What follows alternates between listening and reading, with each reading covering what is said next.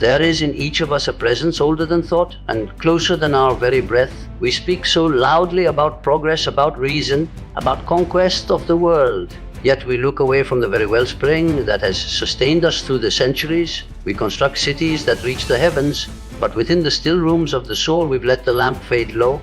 That presence, name it what you will, has never departed from us. It is we who have strayed. There is in every one of us an old presence we no longer perceive. We rush past it as if it were a remnant of another time, something to be outgrown or shucked. But it is prior to our reason, older than our empires and machines. It is the unobtrusive truth that far earlier than we spoke of divinity, far earlier than we cut idols or constructed churches, we had already intuited that life was not our own, that it came to us as a demand and a gift. We prefer to think that by questioning, by turning from the old representations, we have emancipated ourselves. But the question is not if we believe in this presence. The question is if we can live as if it doesn't exist. Many have attempted to do so. They have set about filling their lives with work, with distraction, with the acquisition of ever more power. They have substituted reverence with efficiency and worship with spectacle. But even so, in the long evenings when the world is still, the same discomfort creeps in, as if something fundamental has been left out.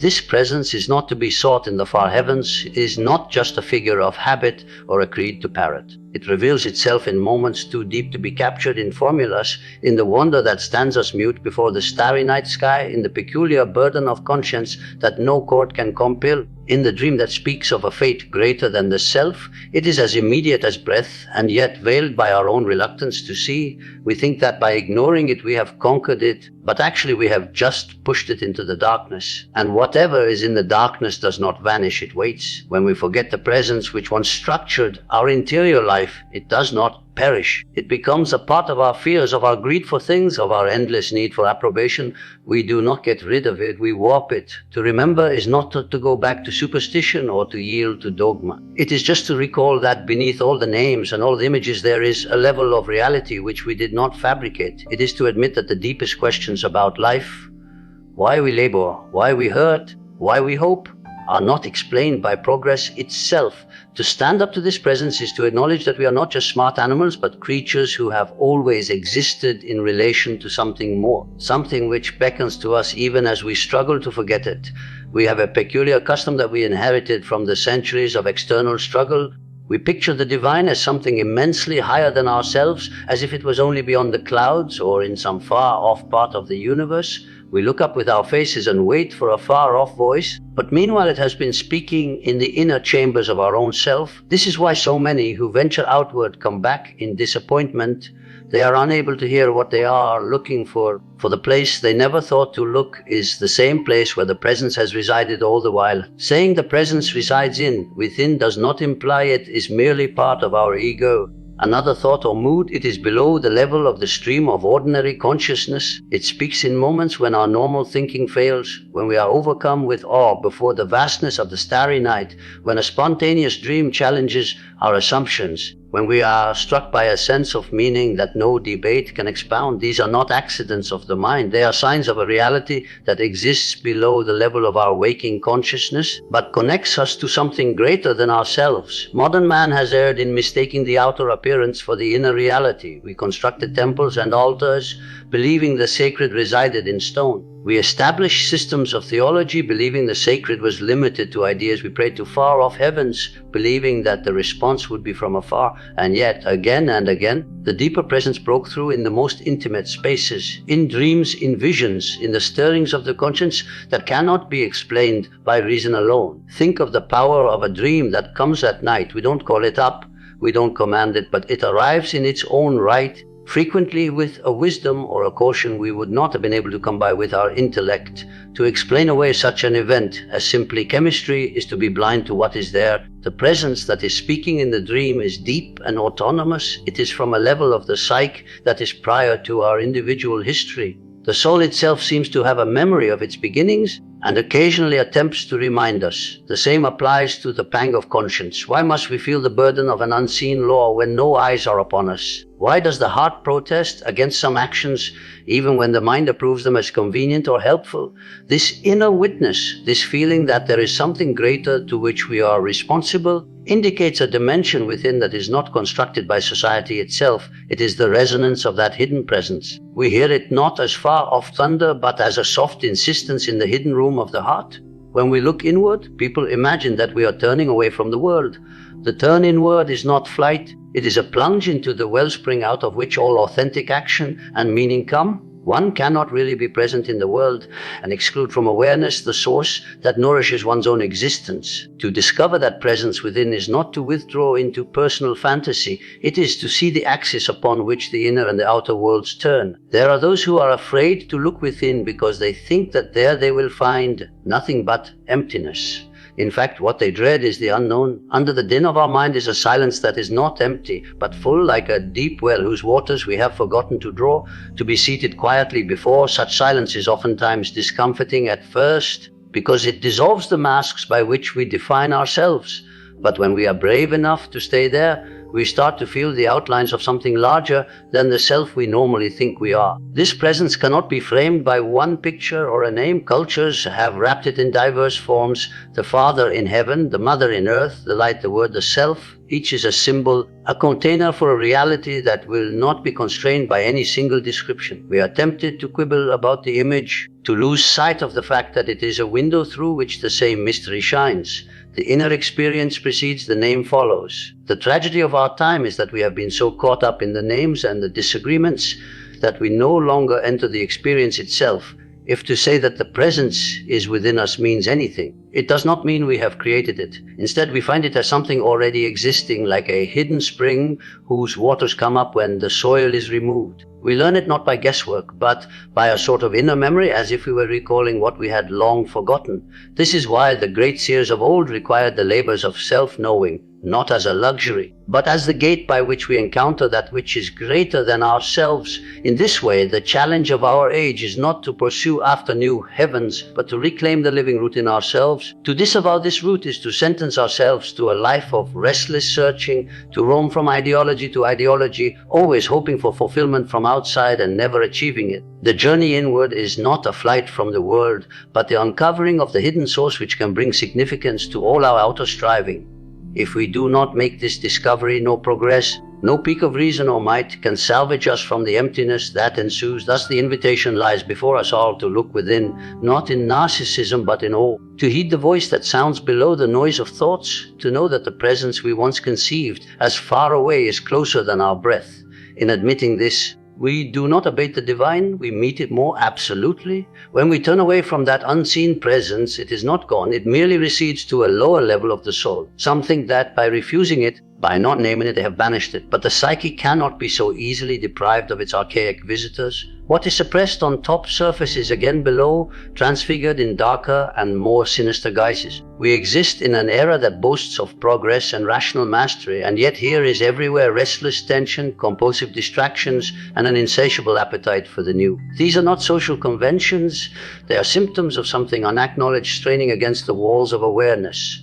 A river cannot be dammed without altering its course. The water will find another path, and often it breaks through at the weakest points. When the presence that once gave meaning is treated as superstition or as a childish illusion, it is driven underground into the unconscious. There it does not become harmless, it gathers force. It appears in the fears that cannot be reasoned away, in the strange obsessions that defy logic, in the collective moods that sweep through entire nations. What we refer to as the dark side of our own nature is very frequently the same energy of the sacred, deformed by neglect. Look at the man who avows there is no higher meaning, that the universe is merely matter and accident. He is outwardly free of former credulity, but in his sleep there come visions of authority. Light and dark, his soul yearns still for purpose, shudders still before some experience. Is denied with words as we will, the soul still craves, and a denied hunger does not become mute, it becomes desperate. The old books understood this. They cautioned that the gods neglected it, return as plagues. The terms are mythic, but the fact is psychological. The energies we deny to honor in a conscious, disciplined manner flood over us in an unconscious way and dominate us as compulsions. We believe we are free because we have no altar, and meanwhile we worship idols of our own creation, money, power, approval, technology, which exact more of us than any of the old deities ever did. Consider all the agitation of contemporary life, the constant swiping through screens, the frenzied drive for success, the pandemics of depression and desolation. These are not just side products of the city and machines, they are the symptoms of a soul cut off from its source. When we banish the deeper presence from our waking lives, we do not simply enter a peaceful neutral emptiness. We enter a vacuum, and nature will not tolerate a vacuum. Into this emptiness pour 1,000 smaller spirits, ideologies offering salvation, addictions offering relief, distractions offering to fill the void. On the societal level, the same thing happens. A society which gives up its sense of the sacred in life tends to fall into the hands of demagogues or into utopian illusions. It looks to political causes, to mass idols, for what it used to look for in the mystery of the divine. And since these substitutes are human constructions, they can never be any more than we expect of them. They break under the pressure, and when they collapse, they take entire peoples with them. The presence we slight is not offended as a slighted monarch might be. It is not a nitpick despot to be placated. Instead, it is a field of reality that gives us our psychic equilibrium. When we disavow it, we lose an axis, and without an axis we turn. We lose a living connection to the source of meaning, and without it we try to construct our own meaning out of shards.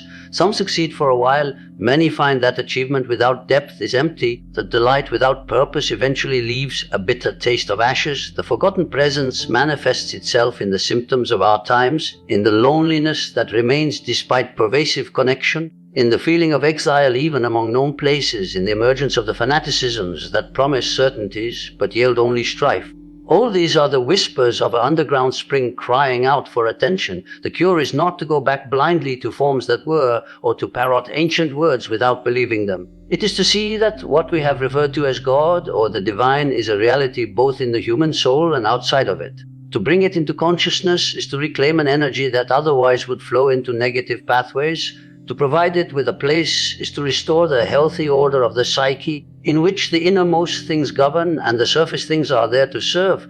When this presence is deliberately noticed, it does not enslave, it orients. It does not require blind obedience. It requires attention and authenticity. It invites us to recall that we are more than smart beasts, that our lives are woven into a narrative far more ancient than our own years. To disregard it is to court the turbulence we find about us. To address it is to start the work of completeness. It is not a simple work, for it demands that we look within, face what we have avoided, and expose ourselves to something greater than our own will. But to do otherwise is to float in an ocean of obsessions and diversions, buffeted by tides we will not acknowledge. This is why the invisible presence, rather than being a remnant of the past, is the most pressing issue of the present. It lingers at the periphery of our consciousness, ready to step forward as soon as we are willing to recognize it. To exist as if it did not exist is to exist in exile from one aspect of our own existence. To turn toward it, even doubting and trembling, is to start the journey home. There is a deep mistake that we make when we think that in order to discover the divine presence, we must initialment ourselves to a creed or abdicate our minds to an unbending authority. The presence that I am writing of is prior to any church and closer than any announcement. It is not confined by the words we have put upon it. It lies waiting under the words. Folks ask, what do I call it? Which picture is right? As if the mystery itself would vanish without the correct tag, but the experience of it cannot be contained by our terms. It is seen in symbols because the mind of man cannot contain the infinite without shape, but the symbol is merely the portal, not the home. When we condense that presence to a formula, we do so for our own convenience. We desire the world to be predictable, to be comprehended and quantifiable, but the lived experience resists such containment. It arrives in moments of awe when the stars suddenly look immense and close all at once. It arrives in the quiet of a cathedral, but also in the solitary pain that has no audience. Wherever we encounter something that feels simultaneously greater than ourselves and deeply within us, we touch that presence. To bicker over names and doctrines is to mistake the finger for the moon. This is why so many lose the path. They believe they have rejected the presence because they cannot bring themselves to believe an image given to them.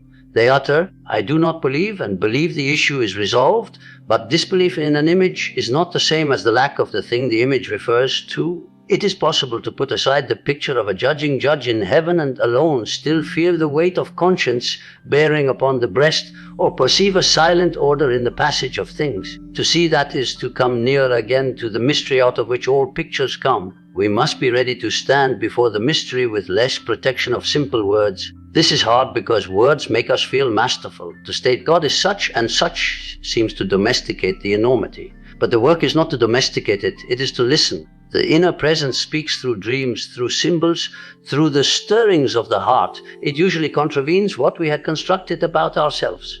That's why it's difficult. It calls us to be more than the mask we've learned to wear. In this way, faith is not assent to a proposition. It is some sort of attention, an openness of the inner ear. One need not parrot a creed in order to enter into this attention.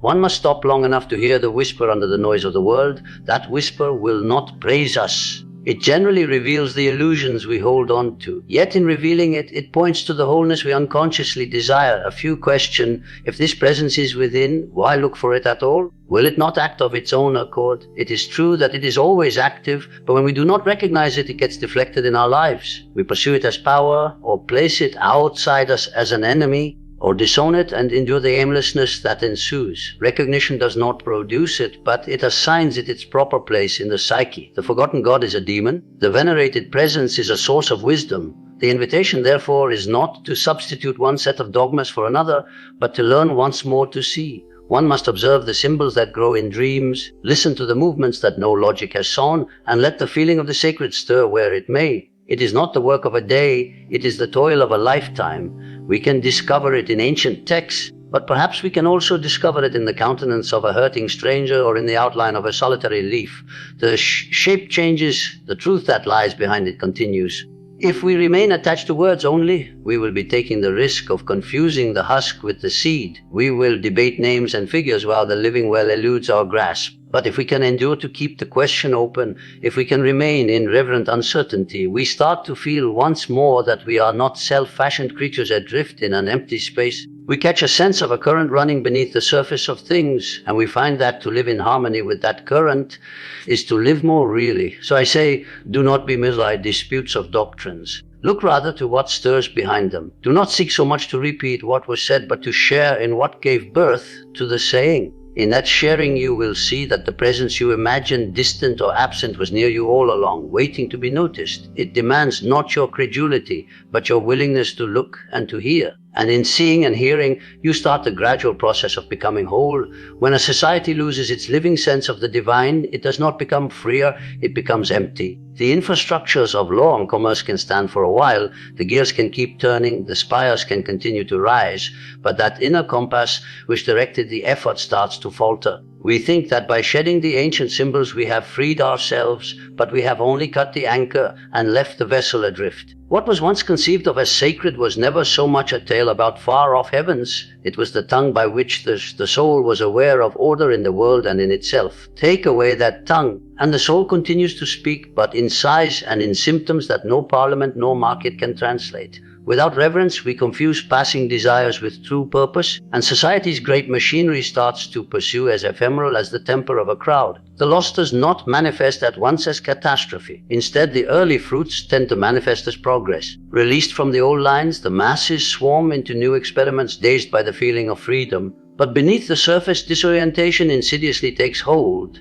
The self, now no longer sustained by a common sense of purpose, must alone carry the weight of questions to which technology and politics cannot provide a reply. That weight is heavier than most will own. In that state, the mind finds substitutes. Others find refuge in ideologies that offer complete certainty. Others seek wealth or power as if these might take the place of transcendence. Others get lost in the infinite sparkle of entertainment, hoping that the river of images will overwhelm the discomfort that wells up in the quiet hours.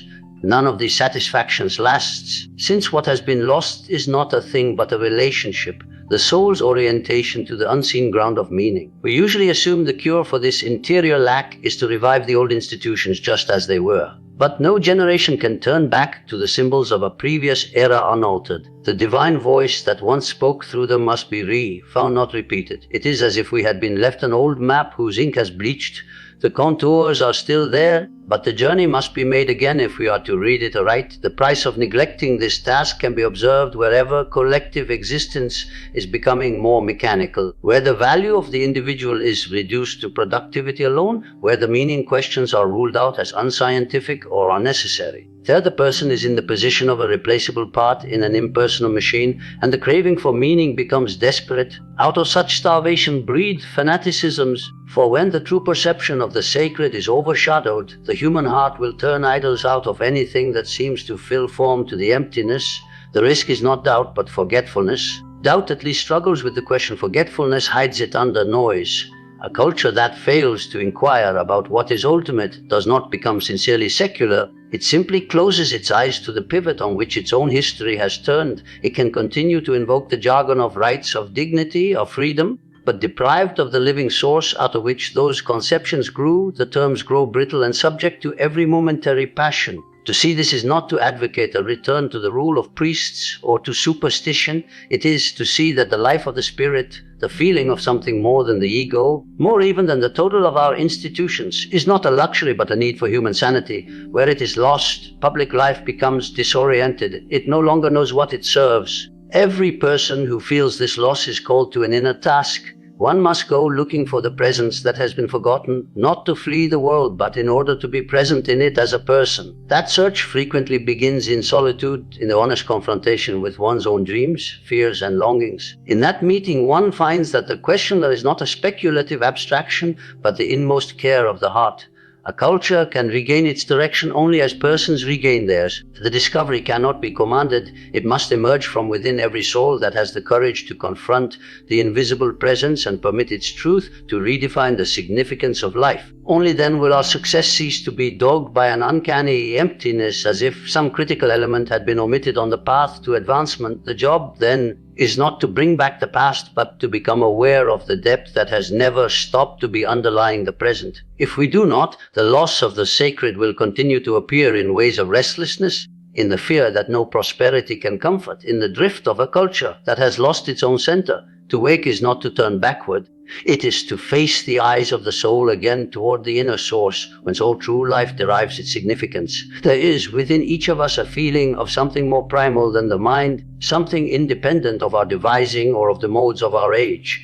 We tend to think that we have transcended the language of old faith. We say that we are modern, rational, scientific, and yet when we are alone, when the din fades away, there remains that still sense that we are not the origin of our own existence. We feel a presence, not always reassuring, occasionally even disquieting, that has been with human beings as long as there have been dreams and tales.